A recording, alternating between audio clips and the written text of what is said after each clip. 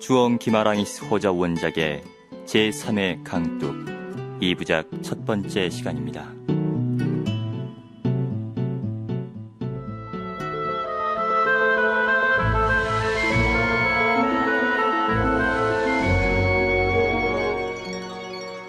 네 아버지는 아주 훌륭하신 분이란다. 그럼 그런 분도 드물지.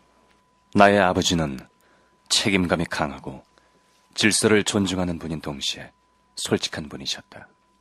그런 성품은 아주 오래됐단다. 청소년 시절에도, 아니 아주 어린 아기였을 때부터 그런 성품을 지니고 있었지. 기억에 의하면 그분은 우리가 알고 있는 다른 어떤 사람보다 명랑한 분이라고 할 수도 없었지만, 그렇다고 해서 침울한 분이라고 할 수도 없었다. 아마도 다른 사람보다는 좀 더 조용한 분이었다고 할 수 있을 것 같다. 그만! 집안에서는 얌전히 굴어야지. 계속 장난치면 혼내줄 테야. 집안을 다스리는 사람은 아버지가 아니라 어머니였다. 또한 매일같이 나의 형제 자매들과 나를 꾸짖고 타이르는 분도 어머니였다.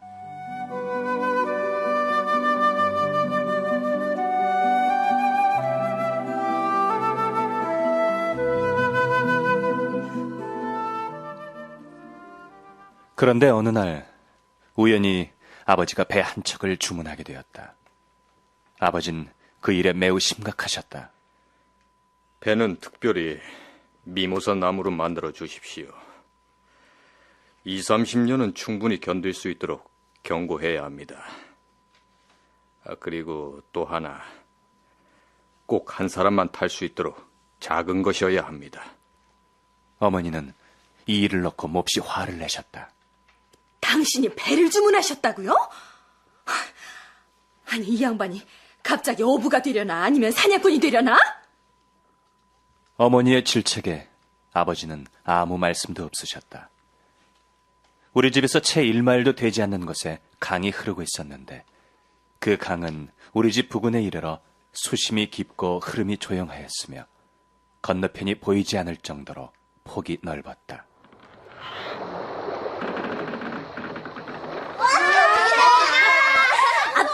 배가 도착했어요. 그 나룻배가 배달되던 날을 나는 결코 잊을 수가 없다. 아버지는 기쁘다는 표시는 물론 어떤 내색도 하지 않으셨다. 아버지는 항상 그렇듯이 그저 모자를 쓰시고는 우리들에게 작별 인사를 했다. 얘들아, 잘 있거라. 아버지는 음식물은 물론 어떤 종류의 짐도 갖고 가지 않으셨다. 어머니는 난리법석을 피우실 줄 알았는데 가만히 계셨다. 매우 창백한 표정으로 입술만 깨물고 계셨다. 떠나고 싶으면 떠나세요. 하지만 다시는 돌아올 생각도 마세요. 아버지는 아무런 대꾸도 하지 않으셨다. 다만 부드러운 표정으로 나를 보시고는 따라 나오라는 손짓을 하실 뿐이었다. 나는 어머니가 화를 내실 것이 두려웠으나 기꺼이 아버지를 따라 나섰다.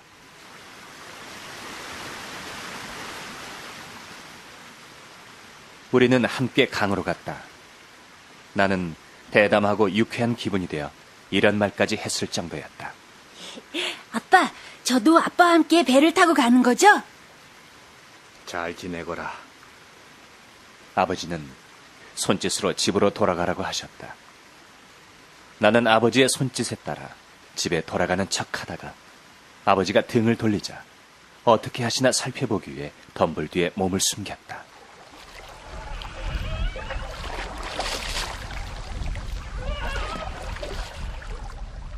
아버지는 배에 타시더니 노를 저어가셨다. 마치 한 마리의 악어처럼 아버지가 타신 배의 그림자는 강을 가로질러 멀리 그리고 조용하게 미끄러져 나갔다. 아버지! 아버지! 아버지는 뒤를 돌아보지 않으셨다.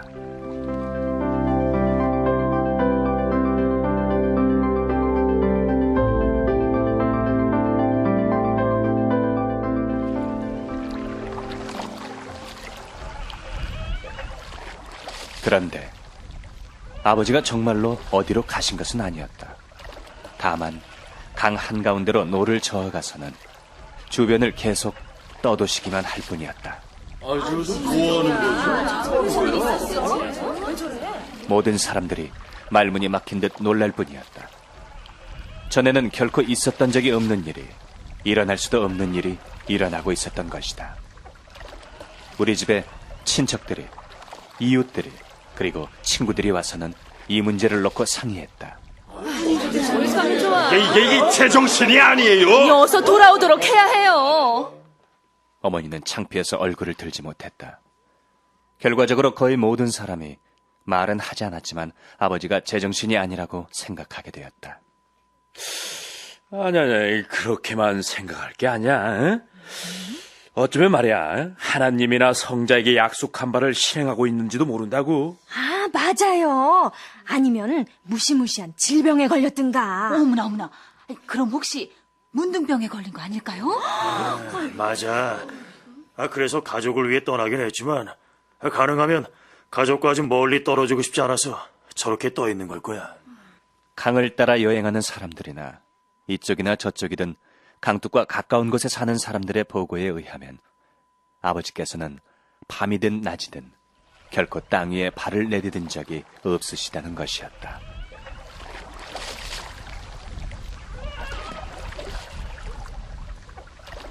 그저 강물 위를 외롭게 목적도 없이 불황자처럼 떠도실 뿐이었다. 너무 걱정 말아요. 배 안에 감춰둔 음식이 다 떨어지면 강에서 나오실 거예요. 에이, 그렇게 되면은 아마 어디론가 떠날는지도 몰라. 떠나는 게 적어도 다시 돌아오는 것보다는 덜 체면이 깎이는 일일 테니까. 먹을 게 다 떨어지면 후회하고 집으로 돌아오실지도 몰라요. 그들이 얼마나 진실을 모르고 있었던가. 아버지는 은밀한 식량 공급원을 갖고 계셨는데 그 공급원은 바로 나였다. 매일같이 나는 음식을 집에서 몰래 가져다가 아버지에게 갖다 드렸다.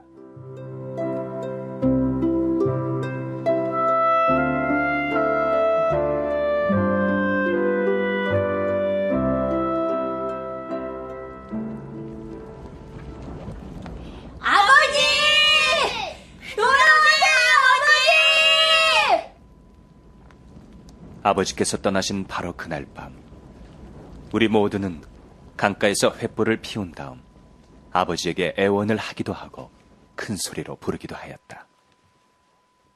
나는 너무도 마음이 아팠고 무언가 조처를 취하지 않으면 안 되겠다는 생각을 했다. 다음 날 나는 옥수수빵 한 덩어리와 바나나 한 송이, 정제되지 않은 갈색 설탕 몇 덩이를 갖고 강가로 나갔다. 아주 오랫동안, 정말 오랫동안 아버지를 기다리느라고 안절부절 못했다.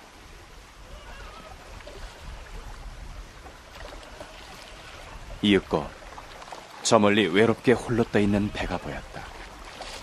배는 잔잔한 강 위를 미끄러지듯 떠다니고 있었다. 아버지! 아버지는 배 밑바닥에 앉아 계셨다. 아버지는 나를 보았지만 내 쪽으로 배를 저어오지도 않으셨고 아무런 손짓도 하지 않으셨다. 아버지! 이거 보이시죠? 음식이에요! 여기다 두고 갈게요! 나는 음식물을 아버지에게 보이고는 강둑에 있는 바위 어딘가 움푹 파인 곳에 놓아두었다. 여기다 두면 동물들이나 비나 이슬에 피해를 입지 않겠지? 나는 똑같은 일을 매일같이 계속해서 끊임없이 되풀이해 했다. 놀랍게도 나는 어머니가 이 사실을 알고 계실 뿐만 아니라 내가 쉽게 훔칠 수 있는 곳에 음식물을 놓아두신다는 것도 알아차리게 되었다. 겉으로 드러내지는 않았지만 어머니의 마음속에서는 만감이 교차하고 있었던 것이다.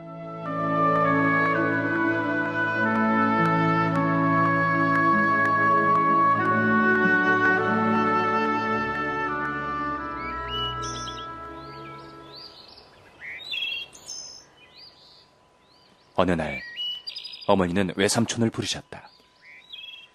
그이가 집에 없으니 농장 일을 도와주셔야겠어요. 어머니는 외삼촌에게 농장일과 그 밖의 사무적인 일에 도움을 청하셨다. 어머니는 또한 학교 선생님을 집으로 모셔 우리들을 가르치게 하여 학교에 못 가서 낭비한 시간을 벌충하도록 배려하셨다. 오 주여, 저 가엾은 영혼을 사로잡고 있는 낭령을 내쫓아 주시옵소서. 어느 날 어머니의 요청으로 신부님께서 사제복을 입으시고는 강가로 나가 아버지의 영혼을 사로잡고 있는 악령을 쫓아내려 하셨다. 불경스런 짓에 고집을 그만 피우시게. 어서 돌아오시게나. 어느 날엔가는 어머니께서 군인 2명을 불러와 아버지에게 겁을 주기도 하였다. 당장 돌아오지 않으면 우리가 억지로 끌고 오겠어! 그러나 그 모든 게 아무런 소용도 없었다. 아버지께서는 먼 곳에서 떠돌 뿐이셨고 어떤 때는 너무 멀어서 거의 보이지도 않으셨다. 누구에게도 대답하지 않으셨고 누구도 가까이 가보지 못했다.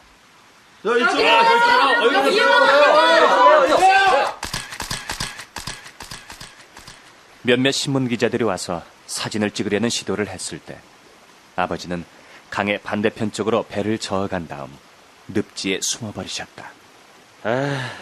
늪으로 들어가 버렸어. 포기하자고. 거긴 한번 들어가면 나올 수 없는 곳이야.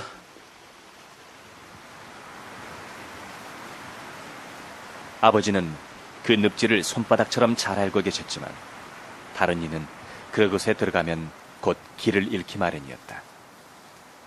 아버지만 아시는 은밀한 미로가 수마일이나 뻗어 있었고 무성한 잎으로 덮여 있을 뿐 아니라 사방이 갈대로 뒤덮여 있어서 아무도 아버지를 찾을 수 없었다.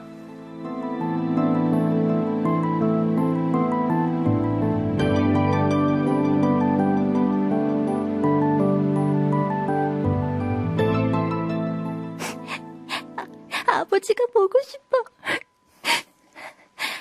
아버지는 언제 돌아오셔? 기다리지 마. 아버진 절대로 돌아오시지 않아. 우리는 아버지가 저기 강 위에 떠 계시다는 생각에 익숙해져야만 했다. 익숙해져야 했지만 익숙해질 수가 없었다. 결코 그럴 수가 없었다. 아버지께서 무엇을 원하시는지, 무엇을 원하지 않으시는지 이해하는 사람은 나밖에 없어. 그러나 내가 결코 이해할 수 없었던 것은 아버지께서 그 많은 어려움을 어떻게 견뎌내시는가였다. 밤낮 없이 해가 뜨나 비가 오나 덥거나 춥거나 상관없이 낡은 모자를 머리에 쓰시고 옷도 변변히 걸치지 않으신 채 몇 주일이고 몇 달이고 몇 년이고 아버지는 강위를 떠다니고 계신 것이다. 아버지께서는 전혀 개의치 않고 낭비와 공허함 속에서 자신의 인생을 흘려보내고 계셨던 것이다. 아버지께서는 땅 위든 풀 위든 섬이든 육지든 결코 발을 딛지 않으셨다. 틀림없이 아버지는 어딘가 이 비밀스러운 장소에 배를 메어놓고는 잠깐 동안 잠을 청하실 게 틀림없어. 그러나 아버지는 불을 지피지도 않으셨고 성냥불조차 켜지 않으셨다. 그렇다고 회중전등을 갖고 계신 것도 아니었다.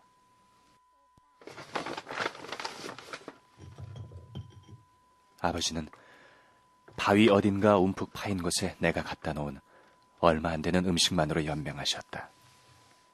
내가 보기엔 턱없이 부족한 양의 음식이었다. 건강 상태는 어떠실까? 노젓는 일 때문에 계속 힘을 쓰셔서 탈진하신 건 아닐까? 해마다 닥치는 홍수는 어떻게 견디실까? 홍수가 닥치면 물이 불고 나뭇가지라든가 동물의 시체와 같은 온갖 위험한 물체들이 물살에 휩쓸려 떠내려오는데 그런 물체들하고 아버지의 작은 배가 눈 깜찍할 새에 충돌이라도 한다면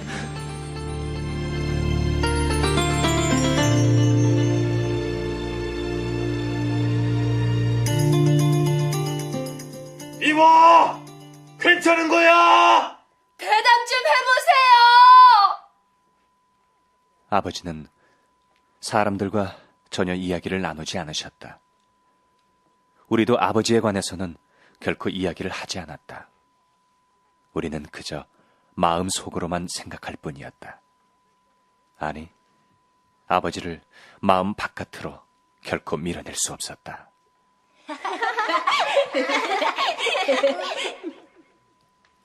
어쩌다 잠깐 아버지를 잊을 때도 있긴 하였다. 그러나 그것은 다만 일시적인 평온 상태일 뿐이었다. 아버지.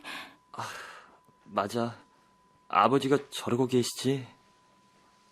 우리는 아버지가 겪고 계신 끔찍한 상황을 떠올리고는 그 일시적인 평온 상태에서 후다닥 깨어나곤 했다.